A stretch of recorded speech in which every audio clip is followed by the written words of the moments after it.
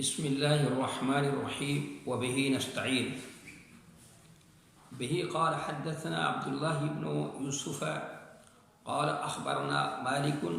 عن هشام بن عروة عن أبيه عن عائشة أم المؤمنين رضي الله عنها أن الحارث بن هشام سأل رسول الله صلى الله عليه وسلم فقال: يا رسول الله كيف يأتيك الوحي؟ وقال رسول الله صلى الله عليه وسلم: أحيانا يأتيني مثل سلسلة الجرس وهو أشده علي فيفصم عني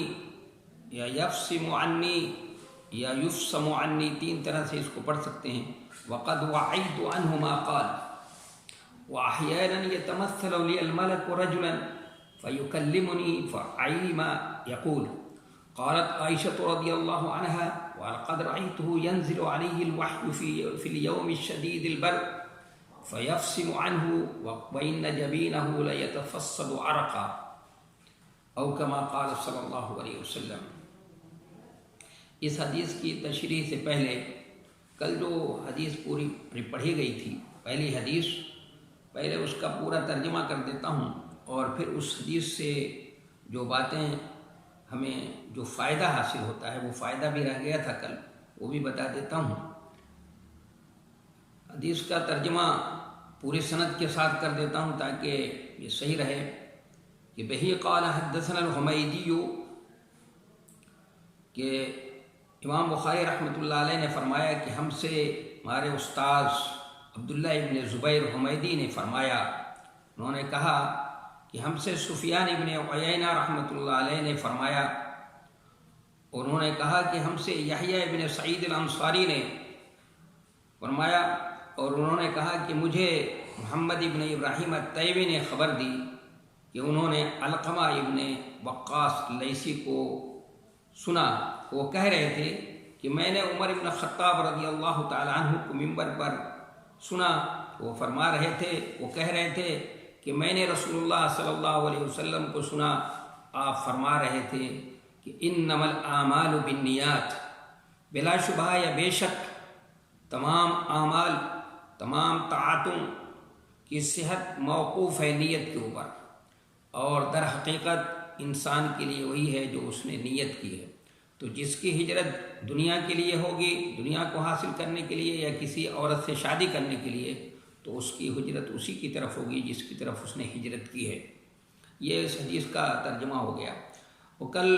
دوران تشریح ایک بات زبان سے یہ سبق لسانی ہو گیا تھا کہ سفیان ابن عیینہ کو میں نے تابعی کہہ دیا تھا، حالانکہ وہ تبع تابعین ہے، لیکن بعد میں جو میں نے اس کی وضاحت کی تھی اس سے آدمی سمجھ جائے گا کہ یحییٰ ابن سعید الانصاری یہ صغار تابعین میں سے ہیں، اور محمد ابراہیم التیمی اوساط تابعین میں سے ہیں، اور علقمہ ابن وقاص اللیثی یہ کبار تابعین میں سے ہیں. اس کی وضاحت میں نے کر دی تھی کہ اس حدیث میں 2 صحابی ہیں، اور 2 اگر علقمہ کو مان لیں تو 2 صحابی ہو جائیں گے، اور 2 اس میں تابعی ہیں، اور اگر علقمہ کو بھی تابعی مان لیا جائے تو 3 تابعی ہوں گے. تو اس سے وضاحت ہو جاتی تھی، لیکن پھر بھی میں نے اس کی وضاحت کر دی. تو اس حدیث سے جو حدیث انما الاعمال بالنیات کی ہم نے پڑھی، جس کی تشریح ہوئی ہے، اس سے کیا فائدہ حاصل ہو سکتا ہے جو ہم قیامت تک کے انسان اس سے فائدہ اٹھا سکتے ہیں اور لوگ اس سے فائدہ اٹھاتے رہیں. تو اس سے سب سے بڑا فائدہ یہ حاصل ہوا کہ پہلی بات جو سمجھ میں آئی ہے کہ اسلام کے اندر جتنی بھی طاعات ہیں، جو بھی عبادات ہیں، جو بھی شرائع ہیں، اس کے اندر نیت شرط ہے، نیت ضروری ہے. اور دوسری بات یہ سمجھ میں آئی، ایک فقہ کا اصول سمجھ میں آیا. فقہ کا اصول ہے کہ العبرۃ بعموم اللفظ لا بخصوص السبب. یعنی ایک پس منظر میں یہ حدیث آئی تھی مہاجرون میں ام قیس کے پس منظر میں، لیکن چونکہ لفظ عام ہے تو اس لیے اس کے مفہوم کو عام رکھا جائے گا، اور سب کے لیے اس لیے اسلام کے میں نے اس لیے تشریح کی قاعدہ کلیہ کی حیثیت اس کے رہے. تو یہ فقہ کا بہت بنیادی اصول اور قاعدہ ہے کہ العبرۃ بعموم اللفظ لا بخصوص السبب. اور تیسرا فائدہ اس سے یہ سمجھ میں آیا کہ اگر کسی مجلس کے اندر کوئی بات کہی جا رہی ہو اور اس مجلس کی بات کو کوئی تنہا ایک شخص بیان کر رہا ہے اور وہ شخص جو ہے ثقہ ہے، تو اس کی بات مان لی جائے گی، گو کہ اس مجلس کے اور دوسرے لوگ اس کو بیان نہ کر رہے ہوں تو یہ کہہ کر اس کی بات نہیں رد کی جائے گی کہ بھائی یہ تو تنہا بیان کر رہا ہے اس لیے اس کی بات کیسے مانی جائے۔ جیسے حضرت عمر فاروق رضی اللہ تعالیٰ عنہ نے اس حدیث کو ممبر پر بیان کیا تو اس مجلس میں جتنے لوگ بھی بیٹھے ہوئے تھے سب نے سنا، لیکن کسی نے آگے اس کو بات کو بڑھایا نہیں، بیان نہیں کیا سوائے علقمہ ابن وقاص اللیثی کے۔ تو علقمہ ابن وقاص اللیثی چونکہ ثقہ ہیں، ان کی یہ بات جو ہے وہ تسلیم کی جائے گی۔ تو اس حدیث سے 3 بنیادی باتیں جو ہیں وہ سمجھ میں آئیں۔ اب آج دوسری حدیث جو میں نے پڑھی ہے اس کے تشریح سے پہلے جو طریقہ ہے کہ پہلے الفاظ کی وضاحت ہو جائے پھر اس کی حدیث کی تشریح ہوگی۔ تو بہی قال حدثنا عبداللہ بن یوسف، یہ عبداللہ بن یوسف امام بخاری رحمۃ اللہ علیہ کے استاد ہیں، اور اصلاً دمشق کے رہنے والے ہیں، ملک شام کے، لیکن مصر میں جا کر رہنے لگے تھے اس لیے ان کو تنیسی بھی کہا جاتا ہے، چونکہ مصر کا علاقہ تنیس میں رہتے تھے یہ، اس لیے ان کو تنیسی کہا جاتا ہے۔ اور قال اخبرنا مالک، امام مالک سے کون واقف نہیں ہے؟ امام مالک تو امام دار الہجرہ ہیں، مدینہ منورہ کے رہنے والے ہیں، موطا امام مالک کے مصنف ہیں، موطا کے مصنف ہیں، ان کا تذکرہ کیا ہے۔ اور اس کے بعد ہشام بن عروہ جو عروہ ابن زبیر کے بیٹے ہیں ہشام،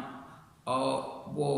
اپنے والد سے پھر روایت کر رہے ہیں۔ انا عائشہ ام المومنین، اور حضرت عائشہ سے کون واقف نہیں ہوگا؟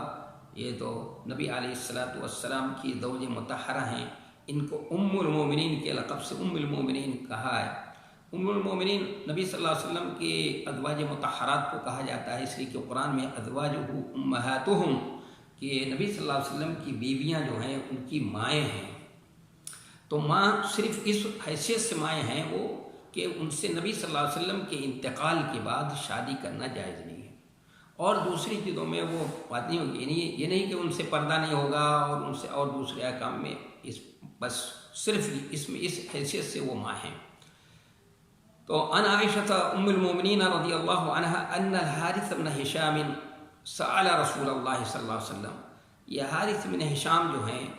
یہ مخزومی ہیں، قریشی ہیں، مخزومی ہیں، اور ابو جہل کے بھائی ہیں۔ یہ ابو جہل کے بھائی فتح مکہ کے موقع پر اسلام لے آئے ہیں یہ، اور بڑے صحابہ کرام میں ان کا شمار ہوتا ہے، فاضل صحابہ کرام میں ان کا شمار ہے۔ یہ ملک شام کی جو فتوحات تھیں اس میں شریک ہوئے اور اسی میں شہید ہوئے ہیں۔ تو ان الحارث بن ہشام سأل رسول اللہ صلی اللہ علیہ وسلم فقال یا رسول اللہ کیف یاتیک الوحی، اس میں اور کوئی لفظ مشکل نہیں ہے۔ فقال رسول اللہ صلی اللہ علیہ وسلم احیانا یاتینی مثل سلسلۃ الجرس، احیان یہ حین کی جمع ہے اور ظرف کے طور پر استعمال ہوا ہے، یہ منصوب ہے، اور اس کے اندر عامل جو ہے یاتینی ہے جو اس کے بعد میں آیا ہے۔ اور حین یہ تھوڑے وقت کے لیے بھی کہتے ہیں، زیادہ کے لیے بھی استعمال کیا جاتا ہے، لیکن یہاں پر مطلق وقت کے معنی میں استعمال ہوا ہے۔ مثل سلسلۃ الجرس، سلسلہ کہتے ہیں دو لوہے کو ٹکرانے سے جو آواز نکلتی ہے اس کو سلسلۃ الجرس کہتے ہیں۔ تو آپ نے فرمایا وہو اشدہ علیہ، اور یہ کیفیت زیادہ شاق ہوتی ہے۔ فیفسم عنی، یہ بھی پڑھ سکتے ہیں فیفسم عنی اور فیفسم، یعنی باب افعال سے بھی پڑھ سکتے ہیں اور مجرد سے اس کو معروف اور مجہول دونوں طرح سے پڑھنا صحیح ہے۔ اور فسم یفسم کے معنی ہوتے ہیں بمعنی ینقطع، یعنی وہ سلسلہ ختم ہو جانا، لیکن فسم اور انقطاع میں فرق ہے۔ فسم کے معنی جو انقطاع کے ہوتے ہیں ختم ہونے کے، تو اس کا مفہوم یہ ہوتا ہے کہ یہ سلسلہ جو جاری تھا یہ ختم ہوا ہے، اس لیے ختم ہوا تاکہ پھر دوبارہ شروع ہو جائے، پھر دوبارہ شروع ہو، اس کے لیے فسمہ کا لفظ استعمال ہوا ہوتا ہے۔ اس لیے یہاں پر حدیث میں جناب نبی کریم صلی اللہ علیہ وسلم نے فسمہ کا لفظ استعمال کیا ہے۔ وقد وعیت عنہ ما قال، وعی کے معنی آتے ہیں محفوظ کر لینا، یاد کر لینا اور اس کو سمجھ لینا، سمجھنا بھی ہے اور اس کو محفوظ کر لینا بھی ہے، دونوں معنی اس کے اندر پایا جاتا ہے وعی کے اندر۔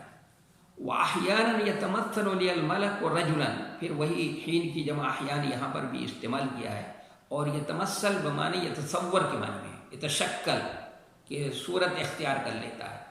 لی الملک، ملک اس کی جمع ملائکہ آتی ہے، فرشتے کے معنی میں ہوتا ہے۔ رجلاً، یہ رجلاً جو منصوب ہے تو کچھ لوگوں نے کہا منصوب اس لیے ہے کہ یہ یہاں پر تمیز ہے، کچھ لوگوں نے کہا کہ یہ حال ہونے کی وجہ سے منصوب ہے، لیکن تمیز ہونے کی وجہ سے اس کو منصوب تسلیم کرنا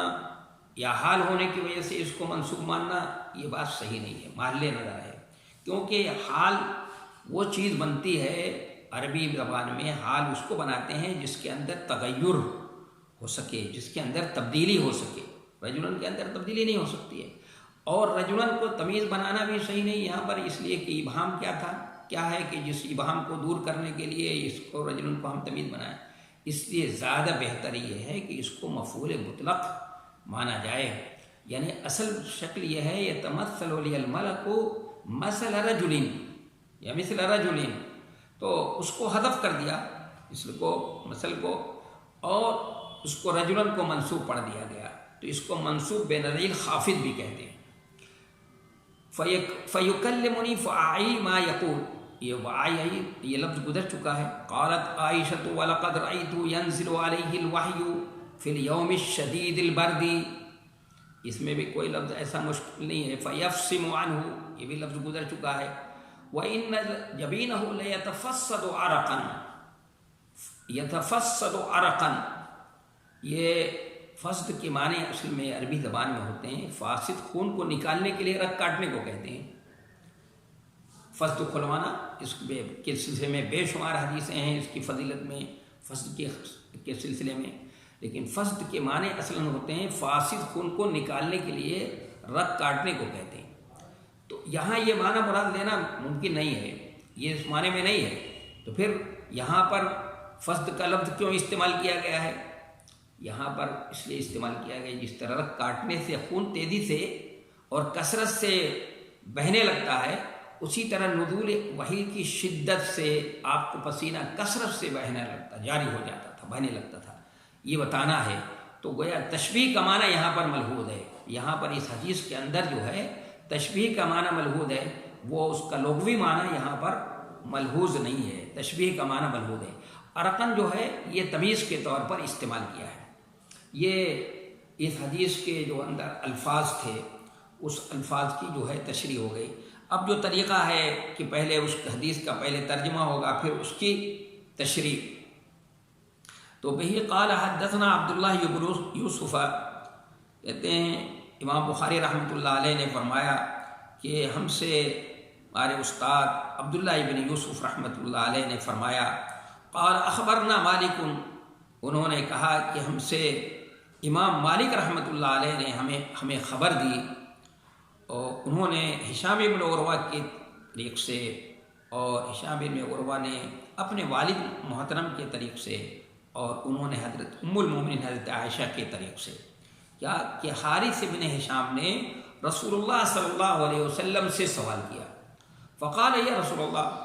تو انہوں نے کہا کہ اے اللہ کے رسول صلی اللہ علیہ وسلم، کیف یاتیک الوحی، آپ کے اوپر وحی کیسے آتی ہے،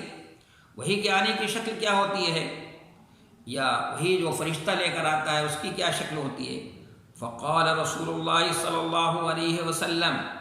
چنانچہ اللہ کے رسول صلی اللہ علیہ وسلم نے جواب دیا، احیانا یاتینی مثل سلسلۃ الجرس، کہ کبھی کبھی وہ میرے پاس گھنٹی کے گھنگھناہٹ کی طرح سے آتا ہے، وہ وہی آتی ہے میرے پاس، کبھی کبھی گھنٹی کے گھنگھناہٹ کی طرح سے میرے پاس وہی آتی ہے، وہو اشدہ علیہ،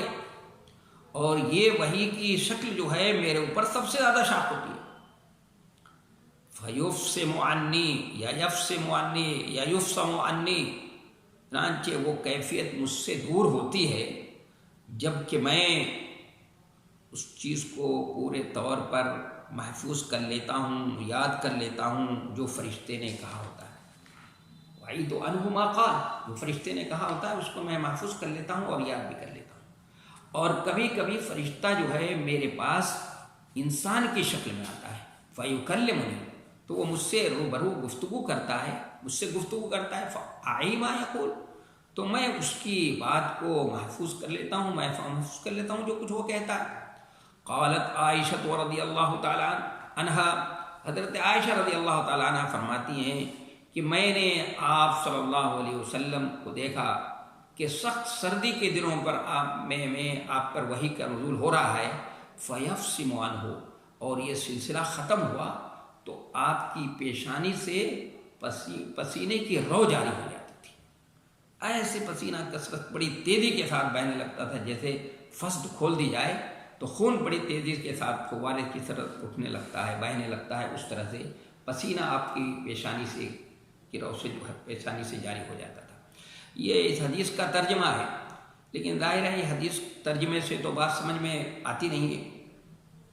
یہاں پر جو دوسری حدیث امام بخاری رحمۃ اللہ علیہ نے ہمارے سامنے نقل کی ہے، پہلی حدیث تو مکی اپنے استاد سے نقل کی انہوں نے، دوسری حدیث جو نقل کی ہے تو امام مالک رحمۃ اللہ علیہ کی، جو مدنی ہیں، جو مدینہ منورہ کے رہنے والے ہیں، جن کو امام دار الہجرہ کہا جاتا ہے۔ یہ دیکھیے کہ امام بخاری رحمۃ اللہ علیہ کی دقت نظر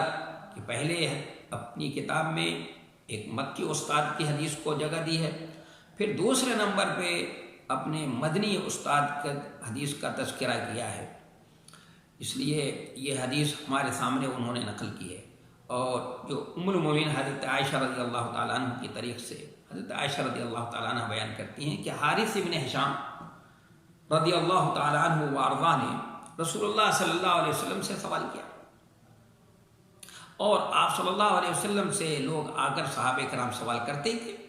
تو انہوں نے آ کر سوال کیا کہ اے اللہ کے رسول، آپ کے پاس وحی کیسے آتی ہے، یعنی وحی کے آنے کی کتنی شکلیں ہوتی ہیں، یا یہ بھی ہو سکتا ہے کہ آپ کے پاس جو فرشتہ وحی لے کر آتا ہے اس فرشتے کی کیا شکل ہوتی ہے۔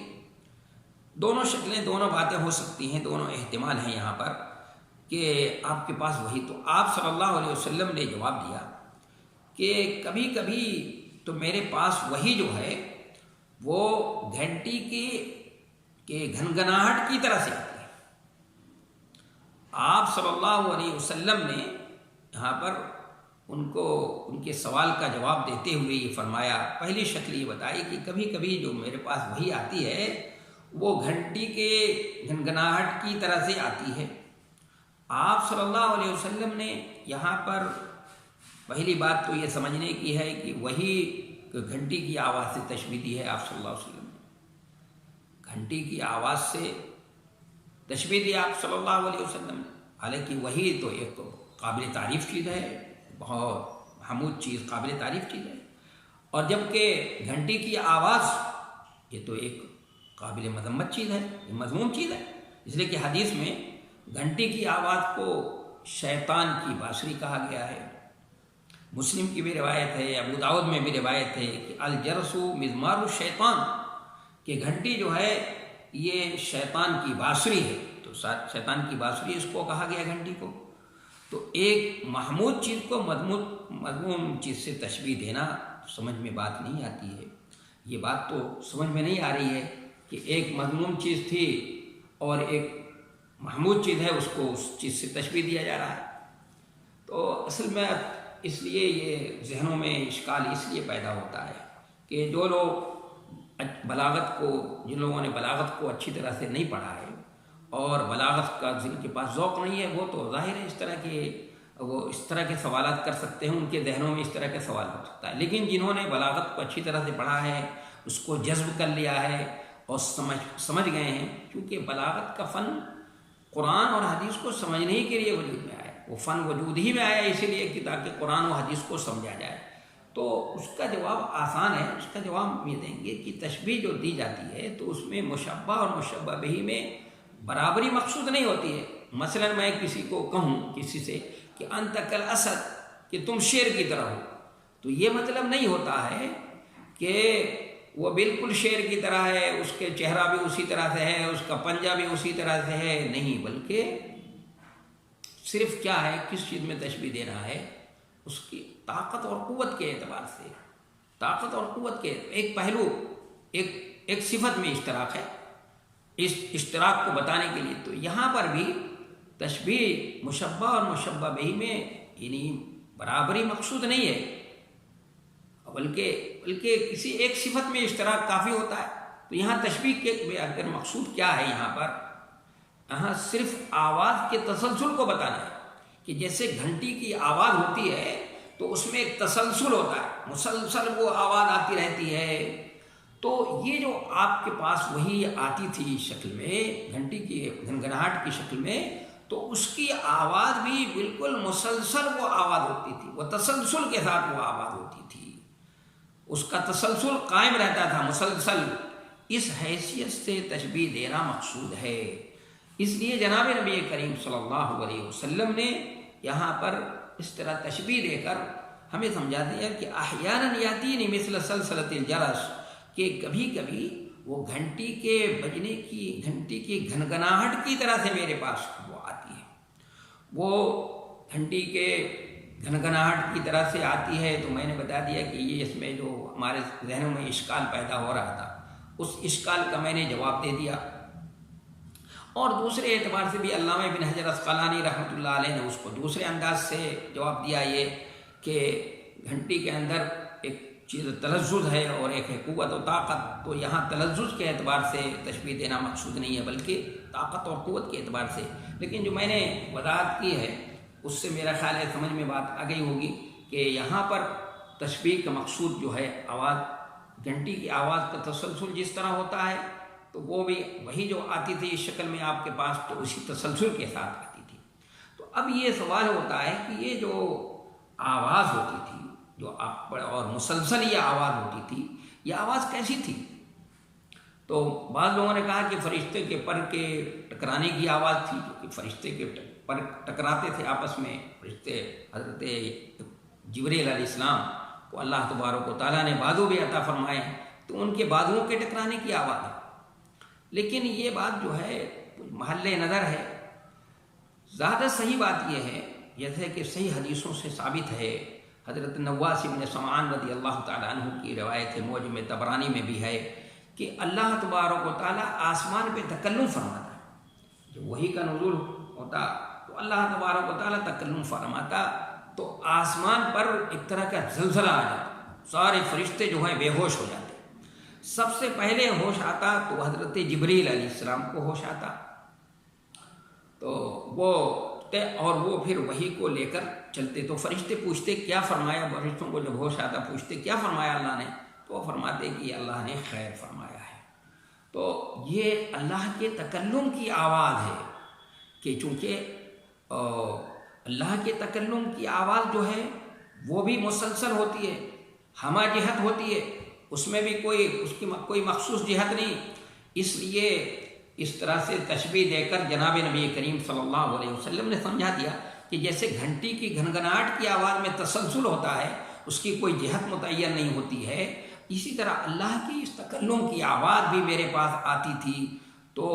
یہ جو ہے اس میں بھی کوئی اس کی جہت نہیں ہوتی تھی، کوئی اس کا رخ متعین نہیں ہوتا تھا، ہمہ جہت یہ چیز ہوتی تھی۔ اصل بات یہ ہے۔ اس کے بعد آپ صلی اللہ علیہ وسلم نے فرمایا وَهُوَ أَشَدُّهُ عَلَيَّ، یہ وحی کی شکل جو ہے میرے اوپر سب سے زیادہ شاق ہوتی تھی۔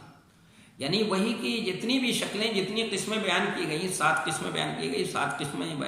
مقصود نہیں، حصر نہیں ہے، اس کے علاوہ بھی قسمیں طرح سے بھی وحی آپ کے پاس آتی تھی، لیکن آپ فرما رہے ہیں کہ وحی کی جتنی بھی شکلیں ہیں، جتنی بھی قسمیں ہیں میرے اوپر وحی نازل ہوتی تھی،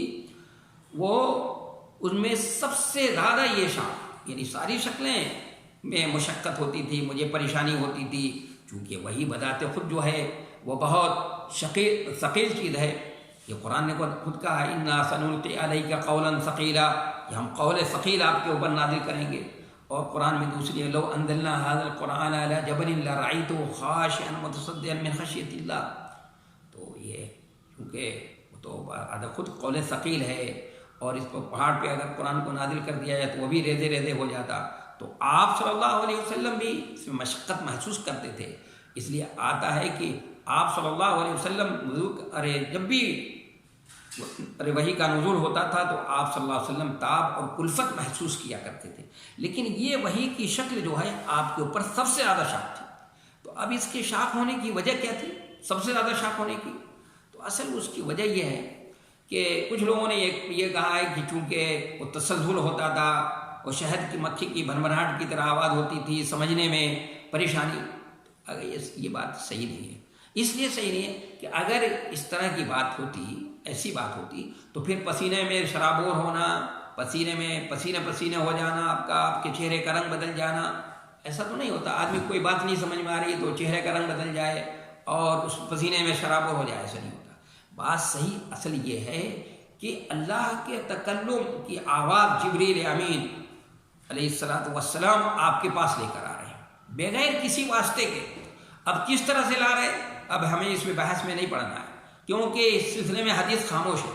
بس اتنی بات ہے کہ وہ جبریل امین لے کر آ رہے ہیں اور واسطہ کوئی نہیں ہے، اور وہ تکلم کی آواز جس سے کہ اللہ تکلم فرماتا ہے تو آسمان میں زلزلہ سا طاری ہو جاتا ہے، فرشتے بے ہوش ہو جاتے ہیں، اور بغیر واسطے کے کوئی وہ چیز آ رہی ہے۔ تو اس لیے آپ صلی اللہ علیہ وسلم سب سے زیادہ جو ہے اس میں کلفت محسوس کرتے تھے، اور یہ وحی کی قسم جو ہے سب سے زیادہ آپ کو برشاق ہوتی تھی۔ اس کو یوں بھی سمجھ لیجیے، دیکھیے سمجھانے ذہن سے قریب کرنے کے لیے میں، جیسے یہ سورج ہے، کتنے اوپر ہے سورج، بہت اونچائی پر ہے، اس کی جو کرنیں ہم تک پہنچ رہی ہیں اور ہم اس سے فائدہ اٹھاتے ہیں، لیکن کتنے واسطہ در واسطہ پہنچ کر کے آئی ہے تو ہم اس سے فائدہ اٹھا رہے ہیں۔ لیکن اگر کوئی شخص دھوپ میں کھڑا ہو جائے اور آتشی شیشہ لے لے اور آتشی شیشے سے براہ راست جو ہے وہ لکڑی کے اوپر کسی کرے تو وہ لکڑی میں فوراً آگ لگ جائے گی اور وہ لکڑی جل جائے گی۔ تو اس سے اندازہ لگایا آپ نے کہ وہی کرن اور جس سے آسمان کے سورج کی کرن سے ہم فائدہ اٹھا رہے ہیں، اس سے کوئی جلتا نہیں، کوئی اس طرح سے کوئی جل کر بھسم نہیں ہوتا ہے، لیکن بغیر واسطے کے ہوا، بغیر واسطے کے تو وہ لکڑی میں آگ لگ گئی، سمجھا؟ تو یہ اصل بات یہ ہے۔ تو اس لیے جناب نبی کریم صلی اللہ علیہ وسلم کے اوپر یہ وحی کی شکل جو ہے سب سے زیادہ شاق ہوتی تھی، لیکن پھر بھی آپ فرما رہے ہیں فیفصم عنی، آپ نے فرمایا کہ یا فیفصم عنی، کہ پھر بھی جب یہ کیفیت ختم ہوتی تھی مجھ سے، اور یہ کیفیت ختم ہوتی تھی اس لیے ختم ہوتی تھی تاکہ آئندہ پھر یہ اس طرح کی کیفیت شروع ہو،